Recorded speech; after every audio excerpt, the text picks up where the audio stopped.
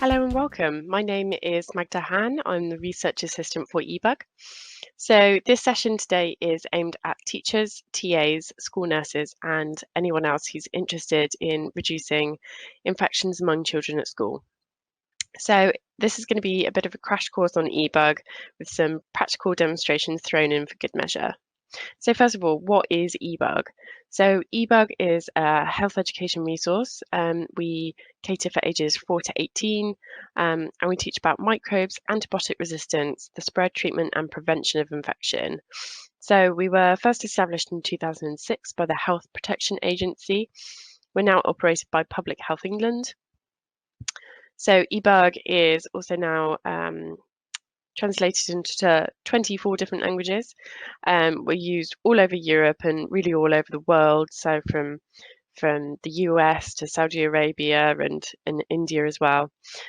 So this means that, we can also support children who you may have in your class who don't have English as a first language. This is sometimes a tricky subject to grasp, and that can really benefit some of those children. So we're here with you today on the second day of World Antimicrobial Awareness Day, and there's a very good reason for that. So antibiotic resistance, as you may know, is one of the biggest threats to global health that we face today. Antibiotic resistance, which is the process where bacteria evolve to evade antibiotics that we use to kill them, is happening everywhere, all over the world, and it could really affect anyone of any age. So when we start to lose these antibiotics that we rely on, the things that we enjoy as part of modern medicine will really become much harder and much more dangerous. So this is stuff from general surgery to chemotherapy and even treating once trivial infections. So Ebug was really first developed as a teaching resource with the aim of tackling the problem of antibiotic resistance. And it's been designed to do the following. So here, increase the knowledge of our future antibiotic users and prescribers. So this is the youth of today, your students. Reduce the spread of childhood infections, reduce absenteeism in school, reduce inappropriate antibiotic use, and reduce antibiotic resistance. So our resource has a significant role in various national strategies. So both the government's 5 and 20-year action plans outline the importance of education, not only here in the UK, but globally. So we obviously have, a fairly significant role in that. We're also recommended by the National Institute for Health and Care Excellence, and more recently by the Department for Education, who encourage all schools to be using our infection prevention resources to support a healthy return to school amidst COVID-19. So above all else, we're here for teachers. We link with loads of areas in the national curriculum: math, science, art and design, but also primarily, I would say, we link with PSHE or more recently, what we're moving towards is RSHE. So we link in really well with health and prevention as well as sexual health. So what do we offer in terms of teaching resources? So we have resources that cater to from ages 4 to 18 on our website. You can find everything arranged by key stage there. We offer lesson plans for key stages 2 to 4, and we have a slightly slimmed down version of resources at key stage 1. So this primarily includes activities and demonstrations. So to support teaching these teaching resources, we also offer some additional materials. We've got an animated series developed by Fun Kids. So this is really designed to help explain topics around microbes, infection prevention and antibiotics.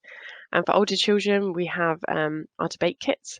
So those were developed by I'm a Scientist, and they cover vaccinations, antibiotic resistance, and more recently, food safety. So we cover largely the same topics over all the key stages. As you can see here, we cover microorganisms, the spread of infection, prevention of infection, and treatment of infection. At key stage 4, we do have a slightly more slimmed down approach and cover just antibiotics and vaccinations. So now I'm going to give you a little run through of our website. You can see where everything's laid out and how you can use it. So this is the Ebug homepage. It's been freshly relaunched this September. So the old website that we'd had pretty much since 2006 has now been completely revamped to make it accessible.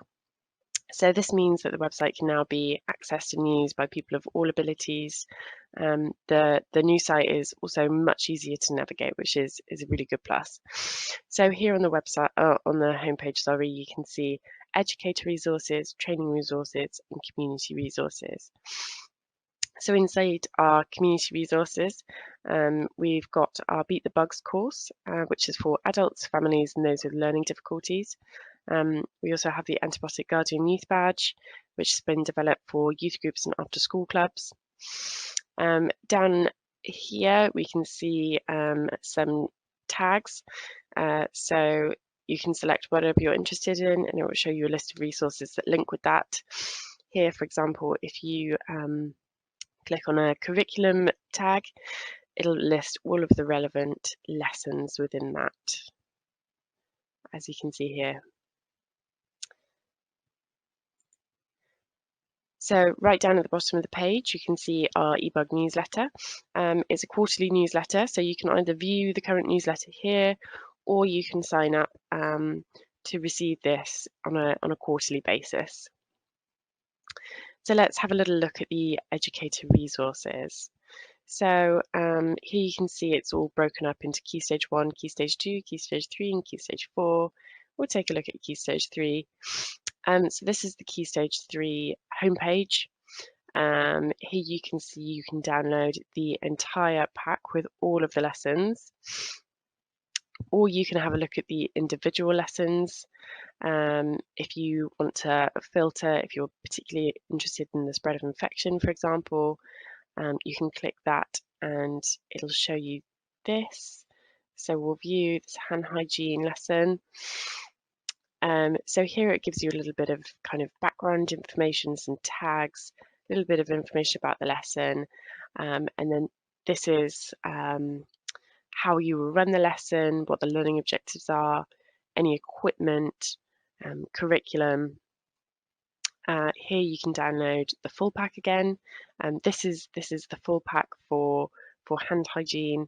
So it's the full lesson with everything you'll require. Or here you can go down to the bottom of the page and you can download the sheets separately, which is really useful when you've got, for example, student handouts and student worksheets. Down here is any multimedia, so this includes the PowerPoint that you might want to use to run the lesson, or any, we've got some additional posters in this lesson, which is really good. So here in training, we show all of our different training offerings. As you can see, we have a few, and I'll discuss these more later in the presentation. But here you can find a little bit more information and navigate to some of our training opportunities. So here at the top of the page, you can see our coronavirus banner. This will take you to our coronavirus page. So this provides up-to-date information about coronavirus and some tips and tricks for you. We also include our resources that we've made. So here we've got our back to school bubble story, and we've got all of the relevant lessons for teaching about infection prevention during COVID. Also some helpful links down here. So that is it for the website at the moment. So we are still currently working on relaunching some elements of the website. So these include the games. So this was one of our most popular resources. Children really love them, and they've actually been studied and proven to be effective in helping educate children about antibiotics and vaccinations. So looking forward to having those back on the website soon. So now to the practical section. So I'm going to talk through some of our lessons that we provide in a little bit more detail with with a little bit of a demonstration for each. So this section on microbes is really the foundation to everything that we teach. So microbes include bacteria, viruses and fungi. Some of these are useful to humans, some of these are harmful, some don't directly affect us at all, but they are found all around us on everything that we touch, in the air that we breathe, in our soil, in our bodies, and everywhere else. So I personally find this really, really fascinating, and it's something I think we cover really, really well in our resources. So I'll go on to discuss now one of our major activities that you'll find in the packs. So our lessons on microbes start with an introduction. In later lessons, we also give more depth into useful and then harmful microbes as well.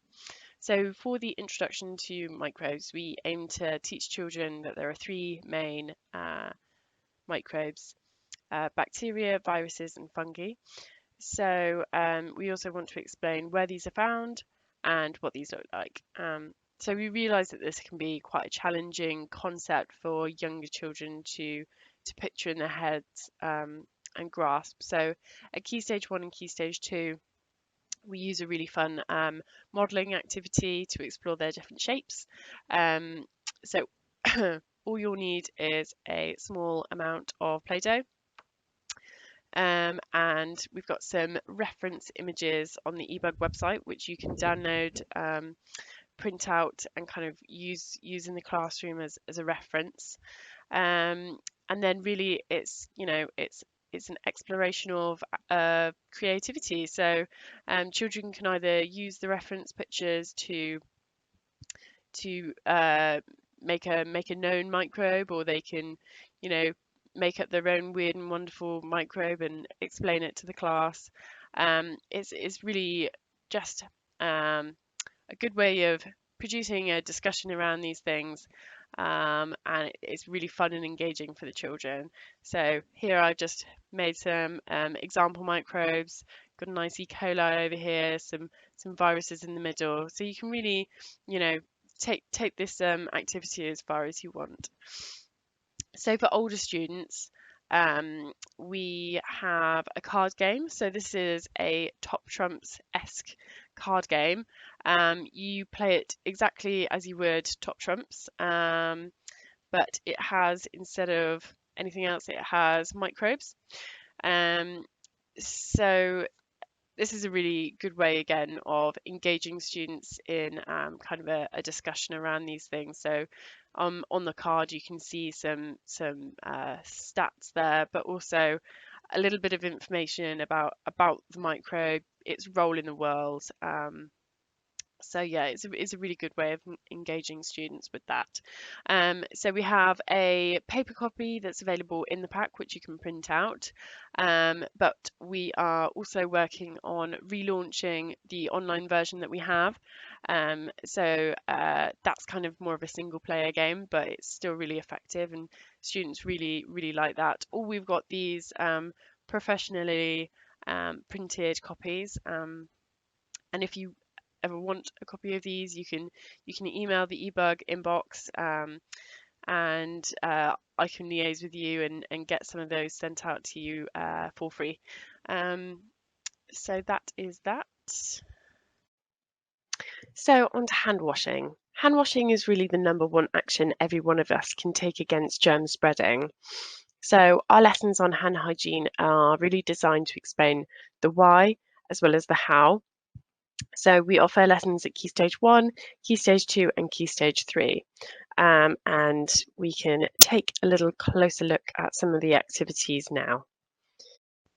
So I'm going to do a demonstration now of an activity that we use at both Key Stage 1 and Key Stage 2.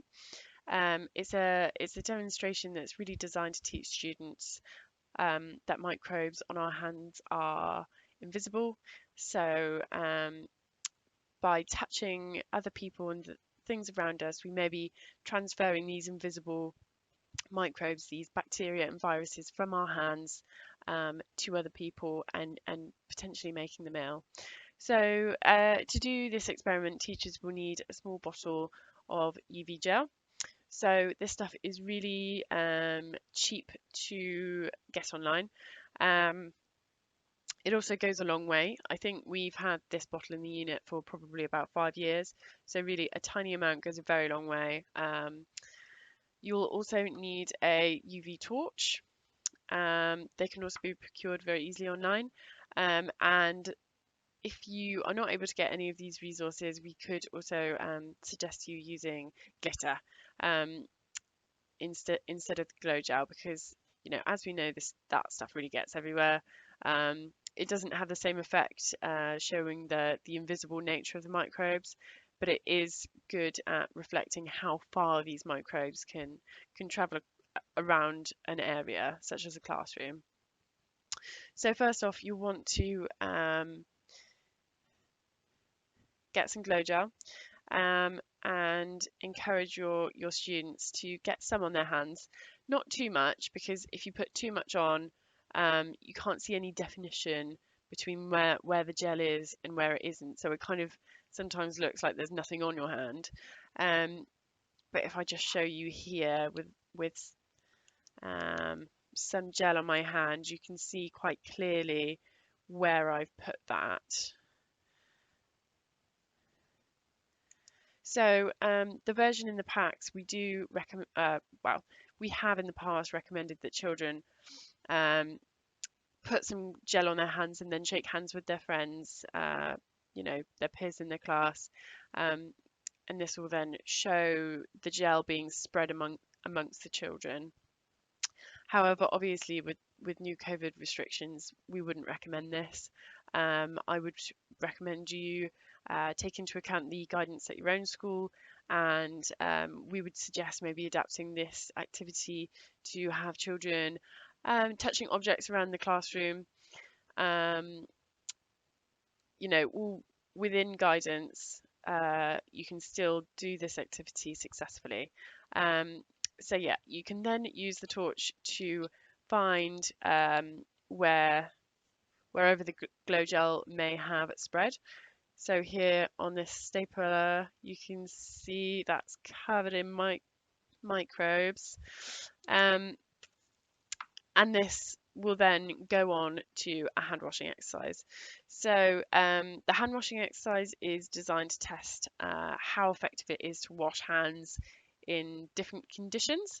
So you can use a condition where a child briefly washes their hands with no soap, a condition where they use soap and water, and then a condition where they're doing it for the full recommended 20 seconds, fronts and backs and every other crease in their hand, with soap and water, and then use the torch once more just to investigate the students' hands, see what remains.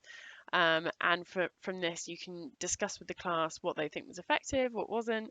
And I think it's a really good demonstration of this that students really appreciate. So on to respiratory hygiene. So this is another lesson that is recommended by the Department for Education for teaching children about covering coughs and sneezes.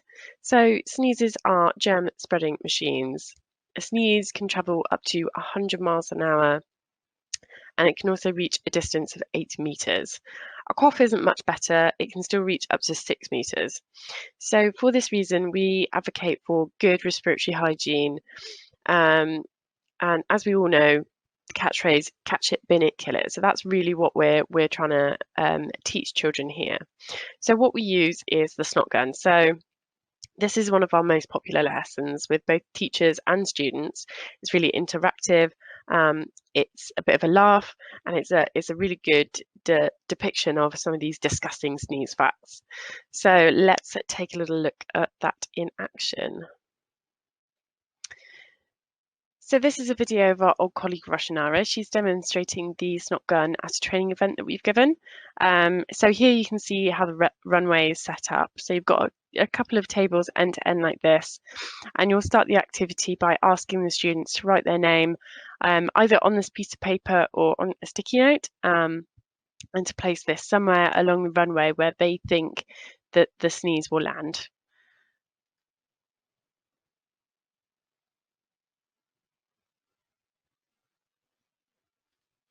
So at this point, you'll want to bring a volunteer from the class. You'll demonstrate the sneeze, and you can then go on to see how far down the runway this has travelled and which students the sneeze has kind of infected there. So as you can see here, loads of students. There's hardly anyone who hasn't been in the firing line for this sneeze. So now you're going to want to ask the class what they think might be better than this. You'll probably get a few different suggestions, but you can say, okay, let's see what would happen if we covered the sneeze with just our hand. So you can give a willing participant a plastic glove and they will recreate the sneeze once more.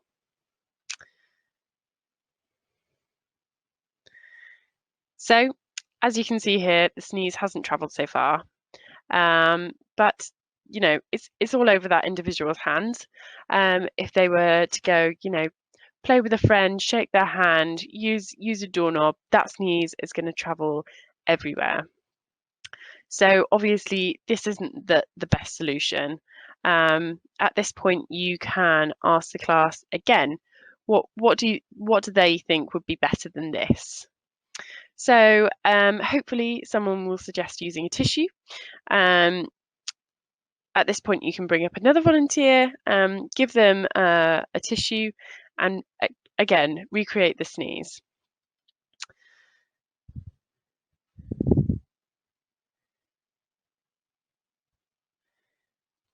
So here we go. Let's see what happens this time. 1, 2, 3. There we go. So as you can see, the sneeze was totally caught.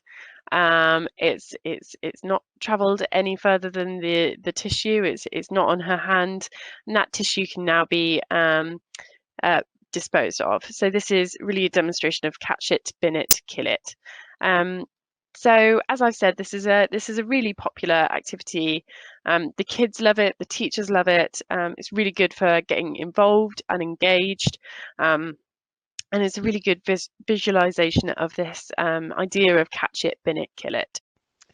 So in terms of some of our other physical resources that we can provide you, we have some brilliant resources for ages 11 and above. So these are our debate kits. So these have been developed by ourselves in conjunction with I'm a Scientist. So these debate cards look at antibiotic resistance and also vaccinations. We've also got a pack that's recently come out and is available online about food safety. So these are really a terrific resource for kind of stimulating class discussion. The cards contain a number of different characters, all with different viewpoints on the subject. So the aim of the debate is not to find a solution to the answer that is to the question that is asked, but it is to discuss some of the topics that surround these. So they kind of integrate scientific thinking with also social and cultural influences that might be affecting people's decisions in regards to things such as vaccines or taking antibiotics. So these are available online. They are also available through I'm a Scientist, who you can contact via their website.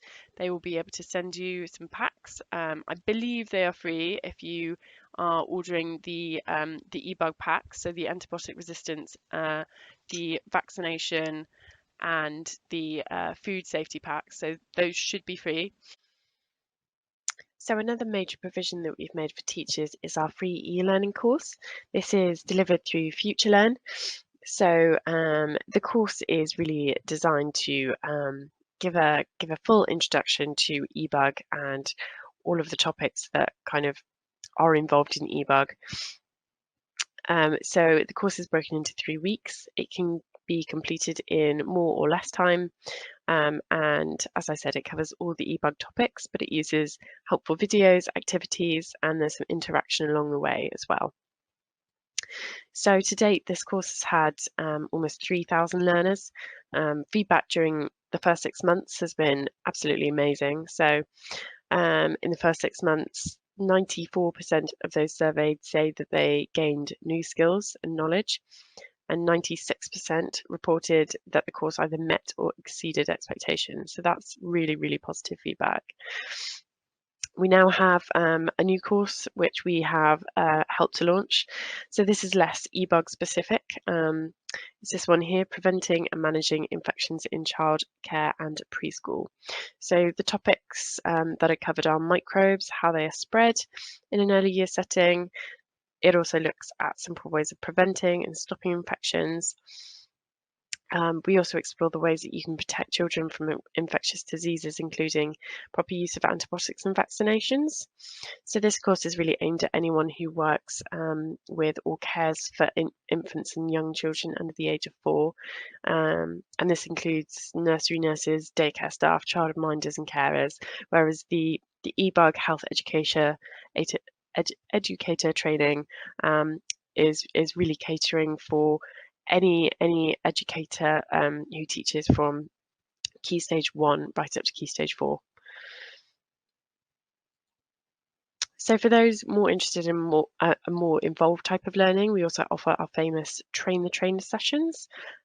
These are designed to train educators in using Ebug materials with the purpose of then training their colleagues in turn. So this photo is obviously from the before times. You can see the sessions are very interactive. They give educators a chance to try out our key activities. But you know, since everything's gone remote, we have actually successfully trialed a remote version of this training also. So we usually run these sessions with the help of a local authority who can gather many different educators from many different schools together. But anyone who has a large enough network of teachers who will be able to gather enough teachers together can contact us at Ebug to arrange some sort of training. So I lightly touched on this while we were going through the website. But on our coronavirus page, you'll find some additional resources. So we've designed a couple of infection prevention posters for students, which highlight kind of key information about hand washing and respiratory hygiene. So these can be displayed around the school in key areas. We've also created a storybook. So this was designed for children between the ages of 5 and 7.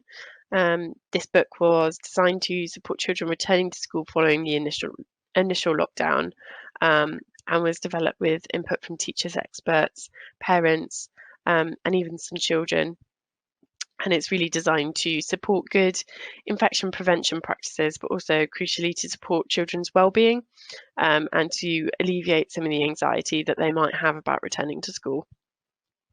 So it's a fully inclusive and really lovely story. I would really suggest anyone go to our coronavirus page and take a look at that. So that really concludes my presentation for the day. Please note that our social media handles are here. We're extremely active on social media. We're always posting what we're doing, so it's a really great place to keep in touch with us. You know, keep up to date with any research that we're doing that you might want to participate in, or any new resources. So I'll just leave that there for you.